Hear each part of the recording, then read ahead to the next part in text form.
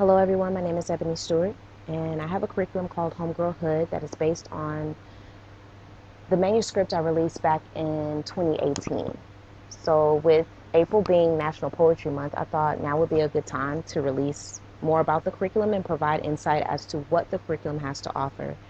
But also really just to help educators, facilitators, parents, and any of you that are working and still wanting to connect with your youth or young people through creative writing. So I'll be releasing a lesson plan each week and walking you through it. If you're interested in how to purchase the curriculum or receive more info, please let me know. I have no problem with sending you samples or whatever it is that you need. Yeah. This is the cover of the curriculum, and there's two different versions. So there's a PG version, there's a deluxe version, and those are self-explanatory. The PG version has 10 lessons, and the deluxe version has 32 lessons, right? But each one has this as the cover, which is the cover of Home.Girl.Hood itself. And we're using the Texas curriculum, but also real quick, shout out to Michael Whalen. That's my guy. He actually is an editor and creator of the Home.Girl.Hood curriculum. I owe him a lot of love. So appreciate that. Each one comes with a table of contents, right, to let you know what you're going to be dealing with or seeing, or what you should see. Of course, we're looking at the TEKS version, or the TEKS standards, which is based on the Texas curriculum. But some states have different academic standards. So if your standard is not represented, please also let me know. But I'll show you more about that in a bit. Since this is the PG version, it only has 10 lessons in it. So I wanted to show you that as well and what that looks like.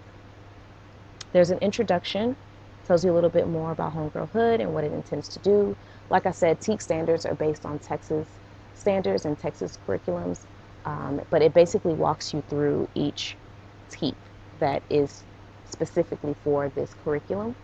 And I should also mention that these are ELA and reading standards, and this curriculum itself is for 6th through 12th grade, no matter which package you choose or which lesson plan curriculum that you're looking at. They're each for 6th through 12th grade.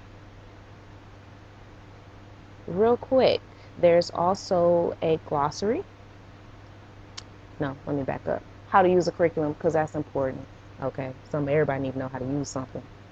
Read the instructions, right? So how to use it, it's 45 minutes. Each one comes with a warm-up. It has a discussion portion. It has poems that you can use, whether they're links to poems, if that's the package that you choose, or you have an option to buy the actual book to have like a class set. In these times, I figure the digital version is what's best, but they also come with writing prompts. It also explains to you what a capstone is, and really quickly, just to give you an example of what a capstone is, would be something like everyone writes a poem and y'all create a chapbook, or everyone writes poems and y'all have an open mic or a poetry slam, whatever y'all choose. So there's a glossary, because there might be some terms or words or phrases that are used that you might not be familiar with, or the participants might not be familiar with. So this is something to refer back to. For instance, somebody might not know who Aaliyah is. We don't know why. We don't have a clue why somebody wouldn't know who Aaliyah is. Okay. I don't got time to understand why, but there is a glossary for in case someone does not. Okay, so I'm just gonna scroll through this so you can see how extensive this is. It's pretty broad. It goes all the way down to Z, okay, because we know the alphabet. But today we're going to be looking at how to properly flirt with someone you're attracted to and want to be your boo. Yes, okay. This is a poem that I like a whole lot. So you get key terms and you get literary terms and devices. This might not be important for whoever the instructor is to go over, but usually when you're dealing with ELA and reading standards, you probably should go over literary terms and devices and what these key terms mean, yeah? Each one tells you what kind of materials you'll need, and if there's a video or audio for a particular poem that is already included. Again, it just goes over the duration. The warm up is just a discussion, so give or take 5 minutes to just talk about what is the language of love. Um, some people might say cupcakes. I'm gonna say cupcakes. But also, some people might say music, books. Uh, Obviously, we have Harry Potter here. I don't know. Some people was on that Game of Thrones thing before it ended. I know y'all sad. How do you show enthusiasm when you talk about what you love? What is flirting? How do you flirt? These are very important questions because I think a lot of times people might assume that they're flirting when they're actually catcalling. And so this will be a time for you to redirect that kind of language and behavior. How do you flirt while maintaining respectful boundaries? I think that's really important, right? Um, what is consent? What does consent look like? Again, we think that young people know the answer to this and we think that this is self-explanatory, but I also know some adults that don't know what consent is and what it means.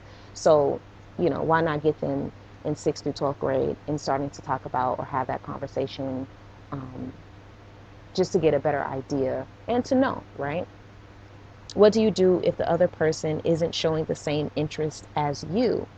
Is also an important conversation because we know a lot of violence can happen to people if they receive the word no, right? And so, how do we move through those conversations?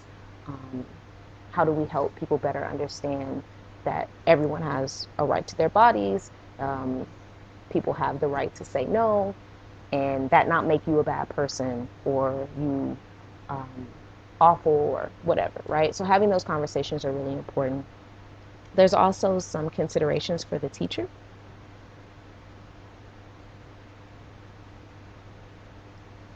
So part one looks at the actual poem, and this takes about 20 minutes. So have students spend less than 5 minutes reading this. If you are on a digital app of some sorts like Zoom or let's see, IG Live, there's so many different formats you can use, but have someone read the poem while the others follow along, and then have someone read it aloud, even if it's you, the instructor, reading it aloud.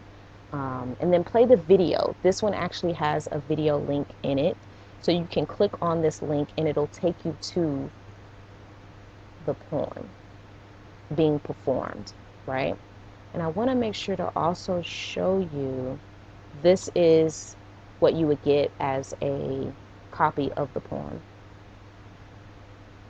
Right? So after they do that, you want to talk about what they saw, right? So, and what they heard. What are their initial reactions?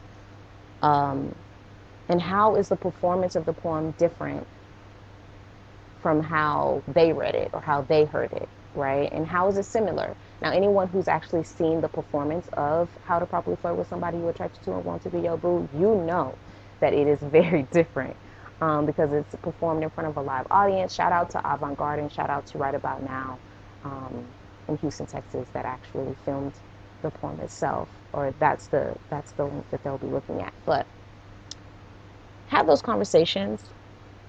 It's a good quick discussion that you can talk about, and then you want to jump into style and metaphor, right? You want to discuss what a metaphor is. This goes back to those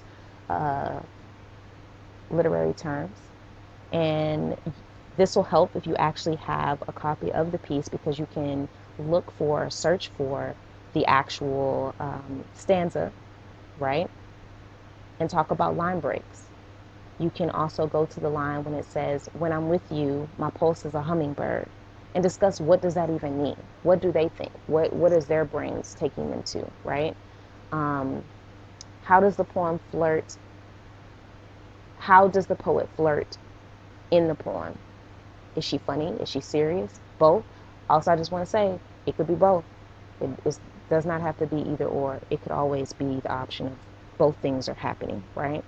But have them to discuss that. And how does she ask for consent? So that's going back to the discussion that you had at the beginning, right? And How does she respond when consent is not given? I think that's also a really good idea to break down and discuss even more about consent and respecting people's boundaries, respecting people's right to say no. And then part two is where we get into the discussion, into the writing portion of it. So have students write their own how-to poems using their language of love. The STEM is how to, and the students can complete the rest. For example, how to flirt, how to set boundaries, how to eat a cupcake. Now, we are in the era of COVID-19, so you could also write a poem or have them write poems about how to quarantine and self-care, how to quarantine and have self-care, how to create a routine, right? You can get creative. I believe in you. I feel that a lot of this is going to be helpful in them, like even just journaling and creating ideas at this time, and at the same time getting them some learning skills that they need anyways. So after 10 to 15 minutes, whatever type of source you're on, have them share their writing. You can also create a Google Doc for them to share their work and put it in there and leave comments. In conclusion, they're just basically going to turn something into their teacher or their facilitator, and you're going to give them feedback. I hope that the feedback that you give them is positive, because right now, like, that's what people are needing. And these young people are just wanting to be heard. You also might want to complete this. I tell every facilitator or educator to go through the lesson first themselves completely. And if you have any questions, like while you're going through it, while you're prepping for your class, reach out to me. Ask me those direct questions before you go into your classroom and not know what you're doing, child. Please don't do that to my curriculum, okay? Ask the people who know what's going on. And if something needs to be reworded too, right? Like, I'm not going to take a whole lot of suggestions on something needing to be reworded, but I can understand that what it was intended to do might be impacting something different. So I want to keep that in mind. This is also really cool, this little section right down here. So we have some very, very smart people that get bored easily, and they might also need some kind of challenge. So a logical mathematical learner needs to maintain a syllable count and cadence with their poetry. So have them go through and figure that math. Okay, now over here, child, we know dollars, we know cents, we understand time. But there are some people who is really cool, right? Like they need this different types of instruction to challenge them. A naturalistic challenge that we also have is to suggest them to write poems about topics that they found in nature. Now, okay, we're supposed to be practicing social distancing, child, so you might not can go for no walk. It might be too many people outside walking around. But they can stand on their porch. They can stand in their garage at the end of their driveway. They can just look out the window if they like, sit in the grass. There's all different types of ways to experience nature. And I think writing how-to poems about nature also at this particular time is very important for them to see themselves and understand themselves somewhere different than where they always are. It might also encourage them to actually get outside and take in some, vitamin C. But yeah, I don't necessarily think we're supposed to be all around touching each other. That ain't what you're supposed to be doing. You touch people in your house, okay, not the people all over the place. Because you want to basically be sure that you're protecting yourself and protecting others, right? So this is how to properly flirt with somebody, someone you're attracted to and want to be your boo. If you have any questions, thoughts, concerns, please reach out to me real quick. This is what this looks like. This is a breakdown. Of course, I will definitely send all of this to you if you ask me to and you're interested in being in using the curriculum. But y'all, I hope this is helpful to someone. Please leave me questions, thoughts, concerns. If you say something mean or rude, I will just delete it because I don't need negativity in my life. Thanks, y'all.